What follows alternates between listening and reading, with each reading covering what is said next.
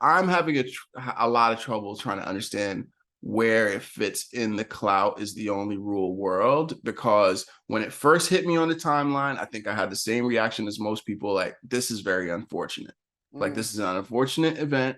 And so 600 Breezy, another person I do not know. I don't know 600 Breezy. I would not have known that person, but for this social media posted about a partner taking her own life, right? So I know who 600 Breezy is. Okay, tell me more. He's a rapper from Chicago. Okay. And basically his girlfriends, as he says, he's claiming her as his girlfriends. She committed suicide, and apparently she had struggles, with her mental health, and she had like suicide ideations, and she really had wanted to take her own life before. The reason why this gets so messy in this situation is like, I mean, he is like totally broken in this situation, like, my rock, and it was so sad. He's got all these pictures with her. He posts now. Here's where people get like, here's where everybody gets a little bit like, he posted the last message she sent to him, and it was a very intimate message. It was very much so, it was the kind of message you receive from somebody that is on their last leg, and it's kind of like, and I have to be honest with you, I've received those kinds of messages from people before. Yeah. I know what that is. I've seen it. Yeah. And it's like, you can't change people's wiring.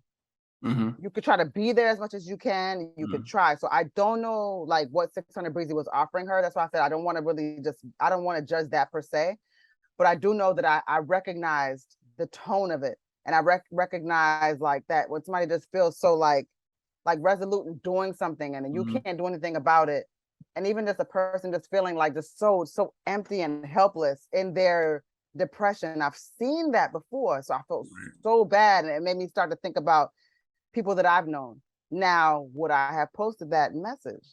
No, it wasn't for everybody. It was for me.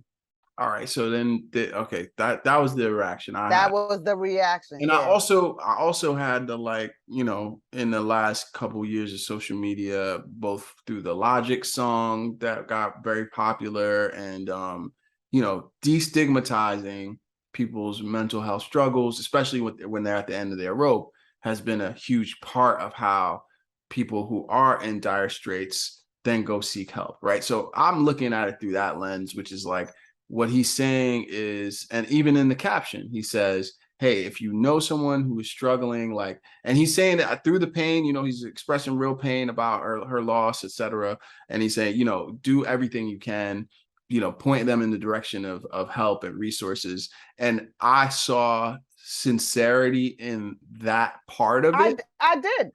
I saw sincerity in that part of it, but there have been responses from loved ones of hers, as well as others who know him and some of his behaviors. So her first cousin responds is like, all of this stuff on social media. She was like, first of all, look at the dates of the text. My cousin was sitting there dead for so and so, and you never checked on her. She's like on some like, I don't care what you say. I don't see anything that's sincere about it. You're doing this for clout. That's what her first cousin is saying. And then his baby mama is like, well, hold on now. I had kids by you, and you ain't never acknowledged these kids. We ain't talked to each other. And I think that his baby mama is more like somebody that was like, she was like a slide, or rather, she actually said, I saw an interview where she was like, yo, I wasn't serious with this dude. Like, we were just doing something to be doing something. Like, I told him, like, he wasn't nothing to me. So it was a very casual situation. But not only did she, like, and I guess she just got pregnant in the casual situation, but not only did she get pregnant, she ended up having triplets.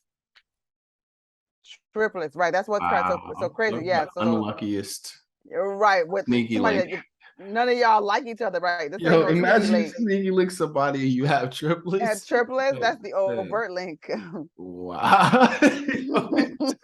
It turns to a public link. Conspicuously. You on the public Wi-Fi now, my nigga. So that's crazy. No, exactly. What's it called? What's the Brooklyn Wi-Fi? Oh, yo, it's oh shit. What is it called? The NYC?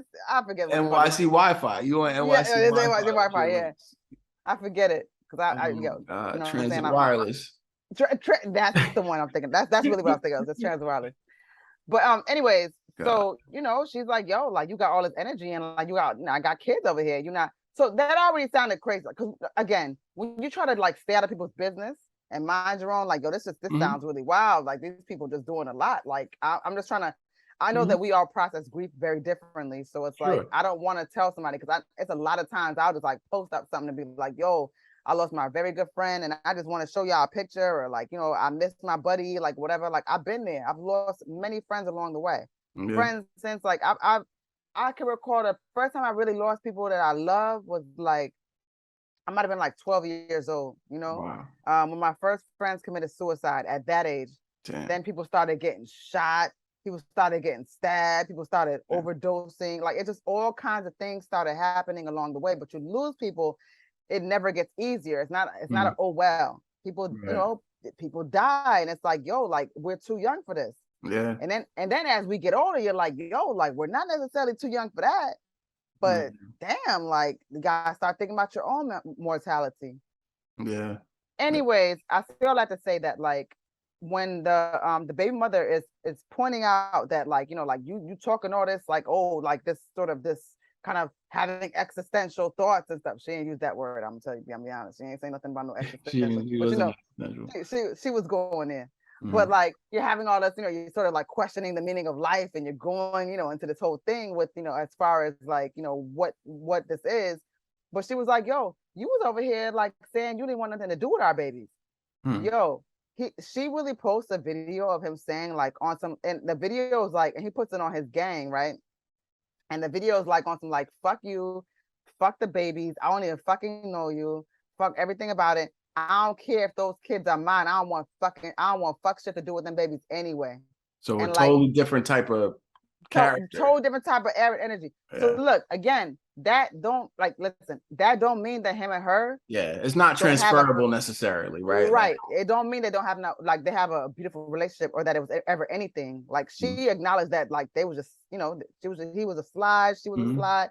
They was just doing something. That was just, you know, just some fuck buddy type shit. But it's like whatever their relationship is now, it's not built out of love. Children just got involved. But it's like it's confusing to me that anybody could know that somebody is their child and not want to get like and curse I don't know. And like them. Fuck the kids and and then it's like, yo, if I had triplets, which one of y'all could hoop? God, yo, family somebody like we just it's a lottery choice at that point, right? Like one of y'all gonna be real smart, one of y'all won't be, and one of y'all gonna be D1 ready for the league. Let's get it. Exactly. And I you know, I might roll those dice.